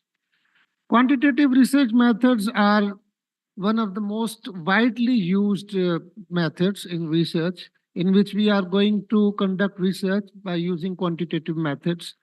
Before we start, I just want to revisit the definition of research, which is given by Umasekaran. Research is defined as a systematic, data-based, critical scientific inquiry into a specific problem that needs solution. So, according to researchers, research is not haphazard effort. It is systematic, it is data-based. Whenever you are concluding anything and you say that we have done research, so it should be data-based. Everything should be backed up by data, backed up by the evidence. And evidence is very important. And that evidence should be collected scientifically, and that evidence should be reviewed critically, and then we are going to say something about the results of the research. So research basically, the applied research, if we talk about, provides information to the managers to make decisions and rectify the problems. And research methods. Research methods refer to ways in which the research studies are designed and procedures are established by which data are analyzed. So methods basically refer to the ways in which we are going to conduct our studies, which we are using to get data, and then we are going to analyze the data by making sure that everything is according to the plan. And in quantitative research methods, before we proceed for the research method, we generally have two types of thought processes. One is deduction and other is induction. Deduction is the process of arriving at conclusions by interpreting the meaning of the results from data analysis. And deduction is a process by which we arrive at reasoned conclusion by logically generalizing from a known fact. Actually, deduction is used by the people who are using quantitative research methods. So in deduction, we are going to use, first is theory. We have a theory already that is going to be used, and then on the basis of theory, we are developing the hypothesis, and then we collect data. And then we analyze data, there are findings, and we see whether our hypotheses which were developed are rejected or accepted, and if there is any need of revising the theory. So deduction is a process in which we have theory first. We are coming up with a theoretical background, and then we are collecting data, and then we are analyzing, and then we are revising our theory. And the other thought process is induction, in which we draw results from one or more particular facts or pieces of evidence. We first collect data, and then we analyze data, and then we develop theories. And this process is shown in this picture. You can see in deductive process, we have theory first, and then our findings are later on. Then in induction, observations or findings means we collect data first, we analyze the data, and then we develop and we conclude some theory or some findings from that collected data. So that is inductive process. And this is qualitative research generally when we are using inductive reasoning, and there is quantitative research method when we are using deductive approach. So in quantitative data analysis or in quantitative research methods, our thought process is backed up by deductive approach. So in quantitative research, we are concerned with the measurement of social variables. How we are going to measure these variables, this is yet another thing. So for example, we have a variable, we say this is student satisfaction. We have to measure this variable accordingly. So we will develop a questionnaire or an instrument will be used, whether we develop the instrument or we use someone else's instrument to measure the social variables. This is one of the very important features of quantitative research. Unlike qualitative research, in which we are not going to measure the variables. Here we are going to measure the variables, and then we see the effects of the one variable on the other variable. Common research designs in quantitative research are surveys and experiments. So, and even surveys are more used by the quantitative researchers. Experiments are a bit different things and difficult things. Then we have numeric and statistical data. So our data are always numeric, which are used by the statisticians, which are used by the researchers to come up with certain conclusions. And as I told you, we have deductive theory testing, and our epistemology is positivist, in which we are looking for numbers, we are looking for natural science rules, that we have evidence, which evidence is scientifically collected. And then we have objectivist view of reality as external to social actors. We assume that the social researcher has a value-free paradigm in this research. So quantitative research methods are basically backed up by the measures of variables, measurement of variables. Common research designs are survey and experiment. Numerical and statistical data is used, deductive theory, positivist epistemology, and we have objectivist ontology in this scenario. And if we see this particular figure, this figure tells us the difference between quantitative and qualitative research methods. See, the first thing, principal orientation to the role of theory in relation to research. In quantitative, the principal orientation is deductive, in which we are going to test the theory. And in qualitative, it is inductive. Here we are looking to generate the theory. And then epistemological orientation is natural science model. In particular, positivism is used in quantitative approach. While in qualitative approach, we have interpretivism. And then ontological orientation, as I told you, in quantitative, we have objectivism, and in qualitative, we have constructionism. Since we are chiefly in this lecture related with the quantitative research method, so we see we are going to use deductive approach, we are going to use natural science model, positivism, and we have objectivism in our mind. So whenever you are going to use quantitative research method, you must be aware of this paradigm. So let's see what is the quantitative research process. Well, this is not as linear as I have drawn here. There are different things. You can go back and forth, and you can refine your previous step. So we start with the problem definition, in which we have to define what is our research topic, what are our research questions, and what are our research objectives.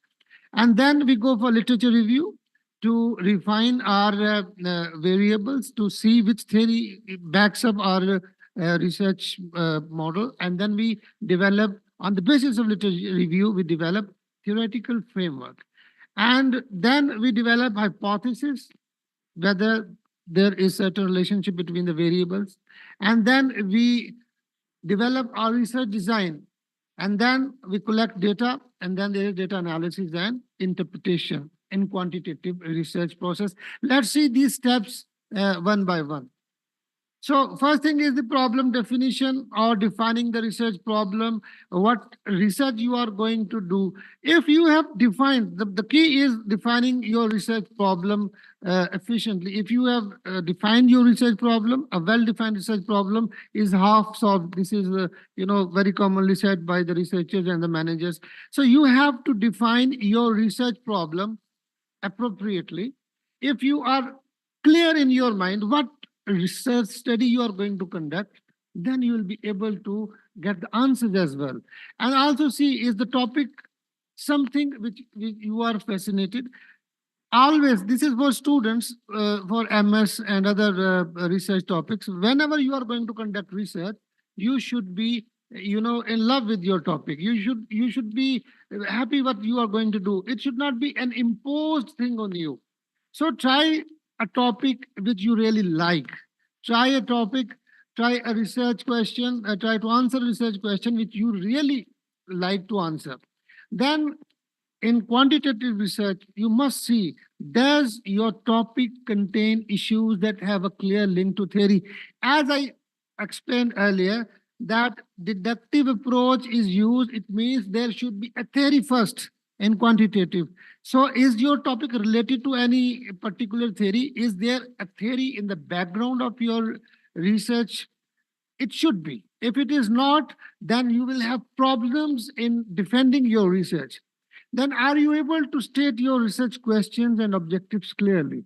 So defining the problem also requires that you should be able to define your research questions and your research objectives clearly. And then you are going to conduct research further by having a good literature review. So literature review is very important in quantitative studies. In quantitative studies, research is done chiefly on the basis of the previous theories. So how would you be able to understand previous theory? You will have to conduct a literature review. So it is the documentation of comprehensive view of published and unpublished work from secondary sources of data in area of interest. So the review should describe, summarize, evaluate, and clarify this literature. So your literature review should not be mere copy pasting of other people's work. You should review, you should summarize, you should evaluate, you should criticize, and you should find out a research gap, that what research gap is there, and that research gap should be filled by your research topic. So from literature review, you can go back to your research topic and you can refine it, and you can rephrase your research questions and your research objectives. So your literature review should give a theoretical base for research and help you determine the nature of your research. Works which are irrelevant should not be included. This is very important. Some of the students include tons of references, too much references there, and those references, those theories, those works are not related with the topic. It should always be related, and the peripherals should be looked at critically. Should you include something that is partially related to your topic? So this is very important, that you are going to conduct a good literature review. And I would suggest you two things. One, there are some of the software, some of the applications which nowadays facilitate the citations. Mendeley is there, and EndNote is there. You can use. I use EndNote. That is a good software. And then NVivo is a software which is basically used for qualitative research, but that also helps to conduct literature review. That helps you to synthesize some of the literature issues. And then on the basis of your literature review, you develop a theoretical framework and you develop hypotheses. So what is theoretical framework? In theoretical framework, we have 5 things to do. First, variables should be clearly identified. You must identify which are the independent variables, which is dependent variable, which is moderating variable, which is mediating variable. So you should clearly define which variables are working and how related are these variables with each other. You must discuss. Your discussion should lead us to this conclusion that variable A is related to variable B, and discuss whether the relationship would be positive or negative. For example, are turnover intentions leading to job dissatisfaction, or is job dissatisfaction leading to employee turnover? Which one is the independent variable, which one is the dependent variable, and how these relationships are there? And also explain why would we expect these relationships to exist? Why there is this relationship? Why this variable is independent? What is the logic behind that? Why and how this variable logically can mediate the relationship between the two variables, and how a variable is a moderating variable. Let us see an example. I had conducted a research on the knowledge management practices and employee performance, moderating role of emotional intelligence. So you can see there is one independent variable. This is knowledge management practices. And these knowledge management practices lead to employee performance. So employee performance is the dependent variable.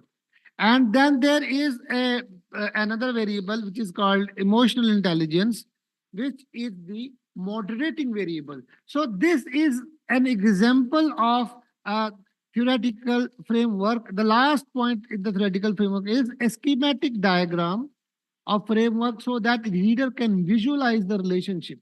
Okay, so you can see this is the diagram that visualizes the relationship of the variables, which a reader can see. Now from this visualization, you can develop hypothesis. Okay, and let's see what is a hypothesis. Hypothesis is an unproven proposition. A proposition is basically a relationship between the concepts or the variables or the constructs. It is a possible solution to a problem, and it is a guess. You are guessing that this variable affects that variable, and this assumption is going to be tested after that. And if we go for the definition of that, that is logically conjectured relationship between two or more variables expressed in the form of a testable statement. So hypotheses are the statements that you are going to test by collecting evidence, by collecting data. That is why we said research is data-based. So results of these tests give clues as to what could be changed in the situation to solve the problem. Using statistical tools, we check our hypotheses. So see, From this particular diagram, we can easily develop two hypotheses. One of the hypotheses is knowledge management practices positively affect employee performance. This is hypothesis number one. And then you can develop another hypothesis from this diagram. Emotional intelligence moderates the relationship between knowledge management practices and employee performance. So after you collect data, you will be able to prove whether this relationship exists, whether emotional intelligence moderates the relationship, or whether knowledge management practices are going to affect employee performance. So that is up to your statistical analysis.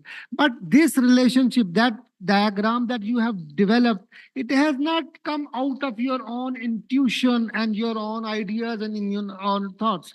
This is based on the literature review. Literature is supporting that knowledge management practices affect employee performance. That is why we call these procedures as quantitative research methods. This is a deductive theory. This is deductive approach in which you are coming up with a theory. And this is actually a theory that you are going to develop, going to prove by making some of the hypotheses. So your theoretical framework is outcome of your good literature review, which is telling us which variable affects which variable. And then we go to research design types. In quantitative research, we have experimental designs, we have cross-sectional designs, including survey, the most common form in quantitative research. And there are longitudinal studies such as panel and cohort studies. Various forms of qualitative research are there, and case study designs. But quantitative research generally goes for cross-sectional designs and survey research. We discuss it further. So in research design, we are going to decide about the purpose of study, the unit of analysis, time horizon, database data collection methods, sampling design, measurements and measures of the variables, and data analysis.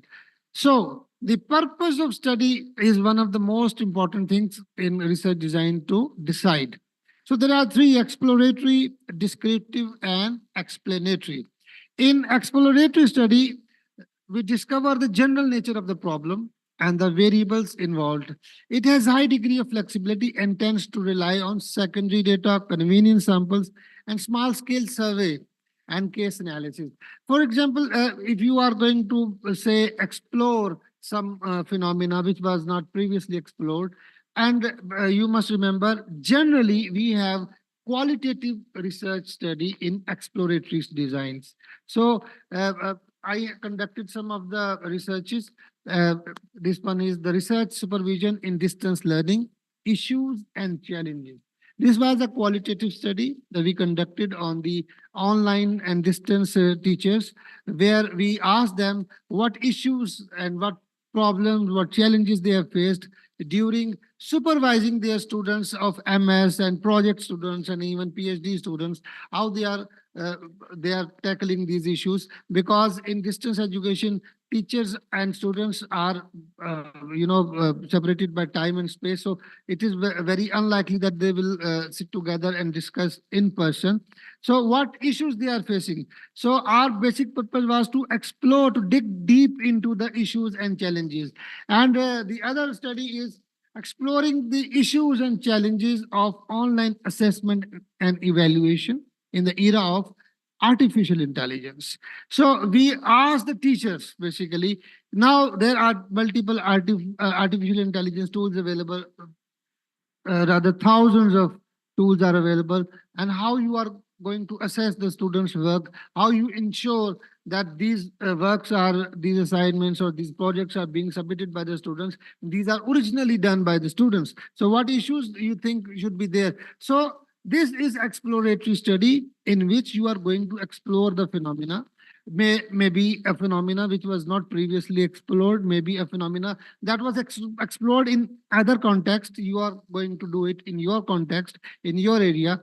So these are called exploratory studies. And then we have descriptive studies. Pardon me, Dr. Zaheer.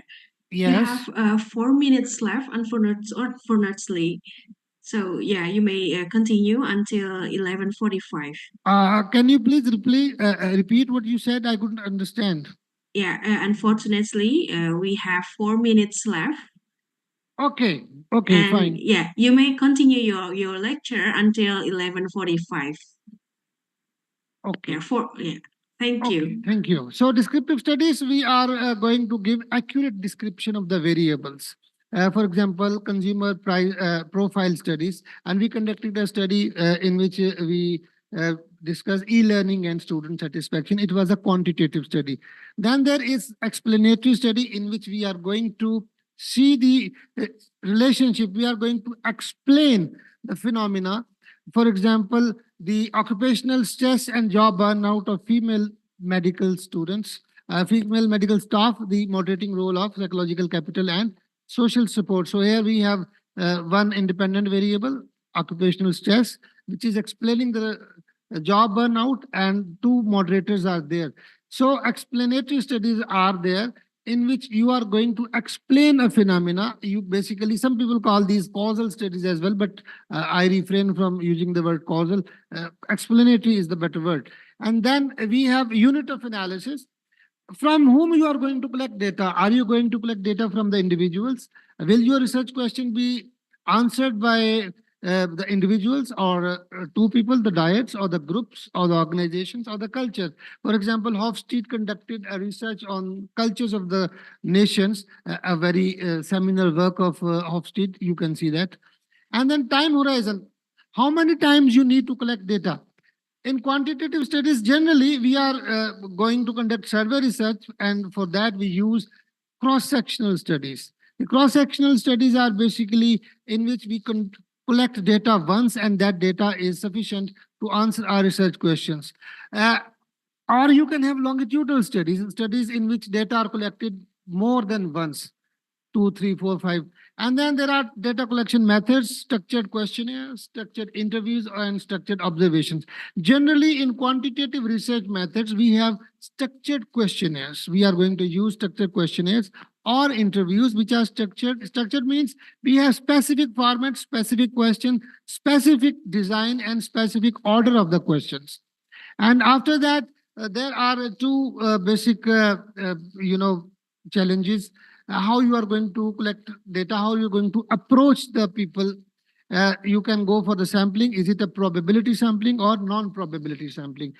Probability sampling is preferred because it gives more generalizability. However, if you don't have sampling frame, you can go for non-probability sampling, but statisticians don't like non-probability sampling for data analysis using certain methods. And then we have data analysis tools. For example, you can use descriptive analysis. If it is a descriptive study, you can go for regression, correlation, mediation, and moderation analysis. And there are many other structured equation modeling is there that you can use for data analysis. Since in quantitative research methods, you have numbers, you have measured the variables, so you can go for these tools, which are good statistical analysis that you can use for your data analysis. And then these are the research strategies: experiments, survey, case study, grounded theory, ethnography, action research. But as I told you, we stick to survey. And if I summarize the whole research process, this, you can see, this is the research onion given by Mark Saunders. So you can see on the outermost layer, it shows the philosophies. You can go for positivism, realism, or any other interpretivism. And then we have approaches: deductive approach or inductive approach. And then we have research strategies, as I discussed: experiment, survey, case studies, action research, grounded theory, and any other thing. And then there are choices. Are you going to use mono method, means just questionnaire, or mixed method, or a multi method? And then you have time horizon. This is the cross-sectional or longitudinal data, and then techniques and procedures. These are data collection and data analysis things. So you can use this research onion given by Saunders to proceed further and to structure your research in by using quantitative research methods. And thank you very much. These are some of the references you can go through and you can find more details about it. Thank you. Okay, thank you very much, Dr. Zaheer, for a very interesting topics and materials. Yeah, I think the committee should arrange more meetings, yeah, to have a deeper discussion about the quantitative research methods. We 30 minutes is not enough.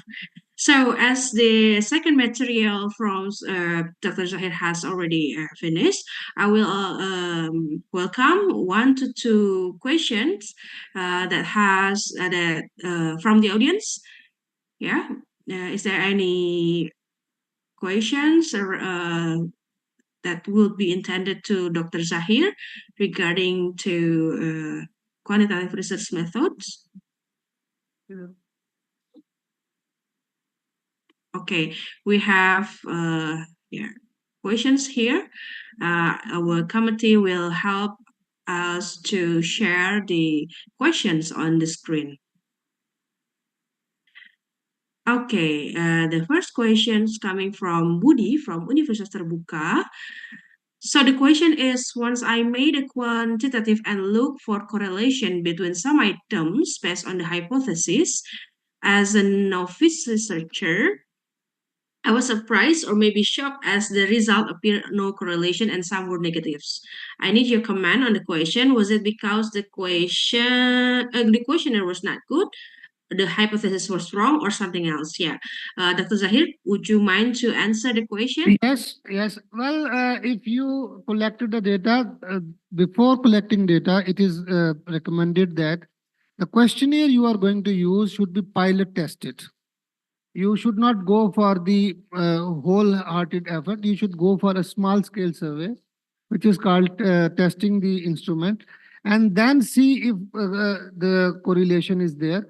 And why you assume that there should be a correlation? Because your theory and the data, the literature review guided you.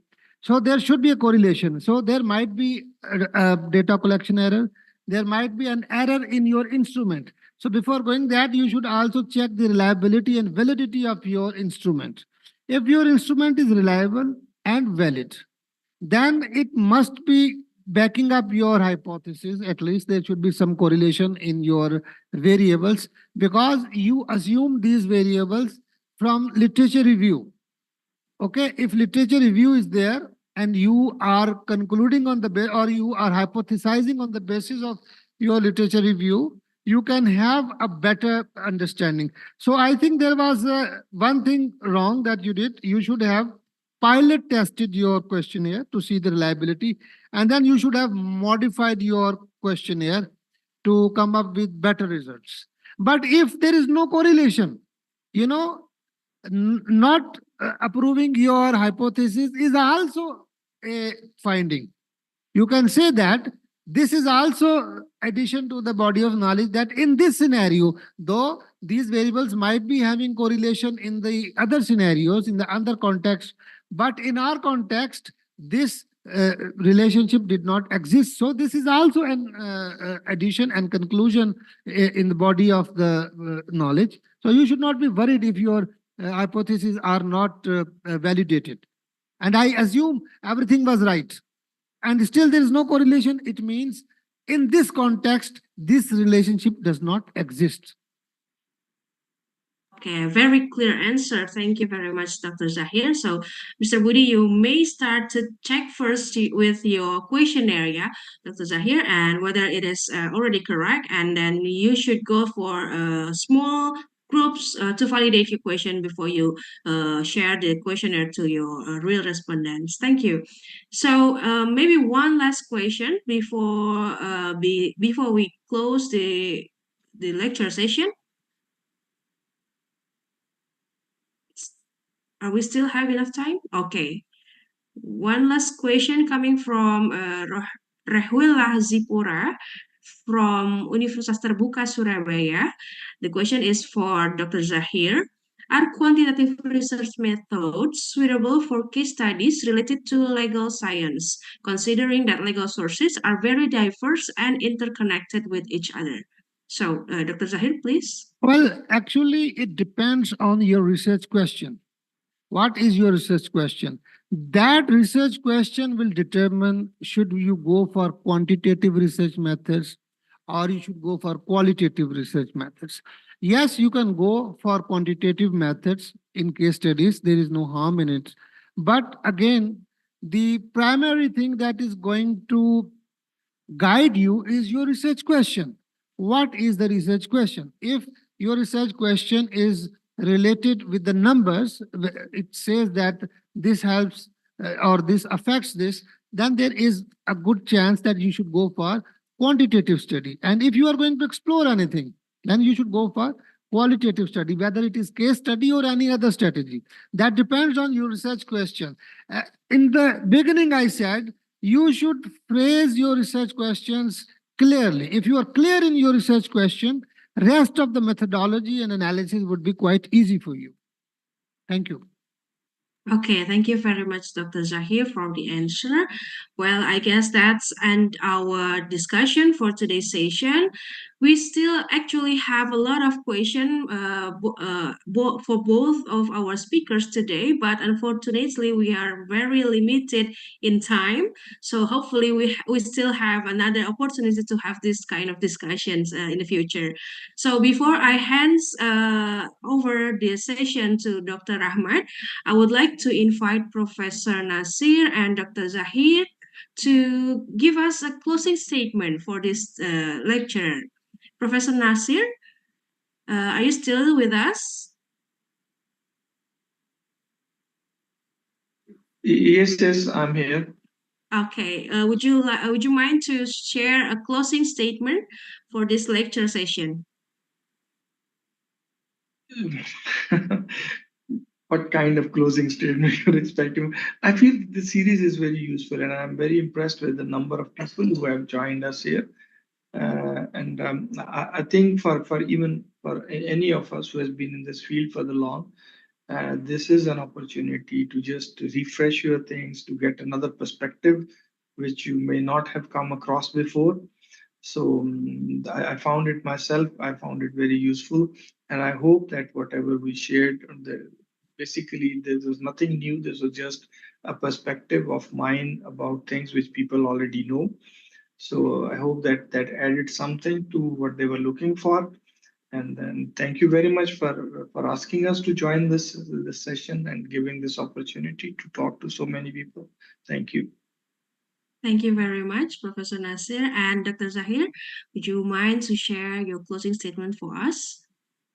Yes, this is a very good initiative by AAOU. And actually, I had seen the previous 3 lectures as well. So these are very informative, especially for the newcomers. And this sort of interaction from the diverse background, and there are people from all over Asia who have contributed to this particular series. And that is great to have some knowledge from the diverse audience and from the diverse speakers.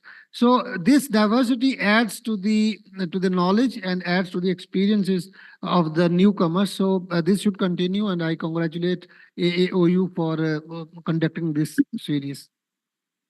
Thank you very much, Dr. Zaheer. We are very happy and glad to have both of our speakers here today. And as the question and answer session has ended, allow me to conclude a few points from the lectures from both of our speakers. We have learned about systematic and comprehensive steps on conducting quantitative research methods. And later, and on the second lecture, Dr. Zaheer also has explained about deeper insight on deductive approaches on quantitative research methods. So there are a lot of the audience also asking for your materials. Is that okay for us to share your PowerPoints to the participants, or yeah? Sure. I'll email you the PPTs. Okay, You can great. share with the So audience. afterwards, okay. So afterwards, the committee will just contact you about this. And it's been an honor for me to serve you as a moderator today, and also my deep appreciation for your remarkable enthusiasm for knowledge sharing, which has truly enhanced today's lecture. I believe everyone has a very insightful and enjoyed the lecture so much. And once again, thank you very much. See you again in another session. And now I will pass the session back to Dr. Rahmat. Have a nice day. Thank you very much, Ms. Fenty, and I would like also to thank Professor Nasir and Dr. Zaheer for very insightful presentation. And also, I would like to thank all the participants who are now attending the webinar series. Now time is running out, and I would like to present the token of appreciation for both speakers and also the moderator. And the secretariat, the first certificate is for Professor Dr. Nasir Mahmood. Thank you very much, and hopefully that no, we hope that we can send this e-certificate to your email. Once again, thank you very much for your participation and very fruitful contribution to the development of knowledge in Asia through the AAOU initiative. Thank you very much, Professor Dr. Nasir Mahmood. And the second certificate is for Dr. Muhammad Zaheer. Once again, thank you very much for your contribution as a keynote speaker at the fourth AAOU Lecture Series. Once again, thank you very much for your contribution, and to Professor Nasir and Dr. Zaheer. We hope to meet you sometime in October in Allama Iqbal Open University during the AAOU conference. And the next, last one, thank you. And then the last one is presented to Ms. Fenty Fitriani Nurunisa, MSI, MSc, for being the moderator of our today webinar lecture series. Thank you very much, Ibu Fenty or Ms. Fenty, for leading the discussion.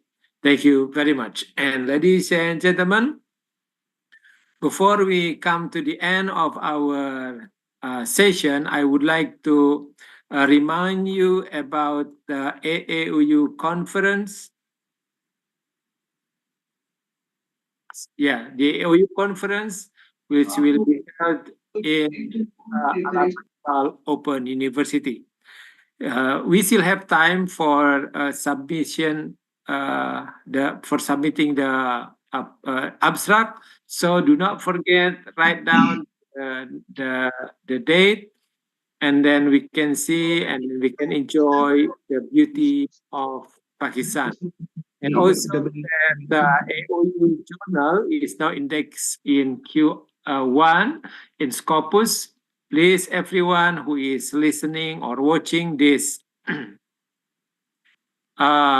webinar, please send your best article to AAOU. I also thank you very much for the feedback given by some of the audience on the chat box. Once again, thank you very much. And then now, I would like to remind you that please complete the feedback, as it is a requirement for you to have the e-certificate. The link to the feedback will appear on the screen for 15 minutes. So from now on, please scan or please copy or type link on your computer and then complete the feedback. Once again, thank you very much, everyone. Dr. Ahmed, can I have 1 minute? Okay, please, Prof. Nasir, please. Just to add to what my comment was, and I just reminded from your from your talk. I just want to extend my invitation to all of you and your circles, your social circles. Please communicate to them. In coming October, we will have the conference which you just mentioned. That is the best weather time here in October, November in Islamabad. It's a very beautiful green place. With people coming from so many different countries, this would be a wonderful opportunity for learning from each other. So I wanted to extend my invitation to all who participated today, and we're looking forward to meet you here. Thank you. Okay, thank you very much, Professor Nasir. I communicated with Dr. Majid previously that Universitas Terbuka, as usual, will send around 40 delegates coming to Pakistan, inshallah. Thank you. All right, everyone. Thank you very much and enjoy your day. Thank you. Assalamualaikum warahmatullahi wabarakatuh.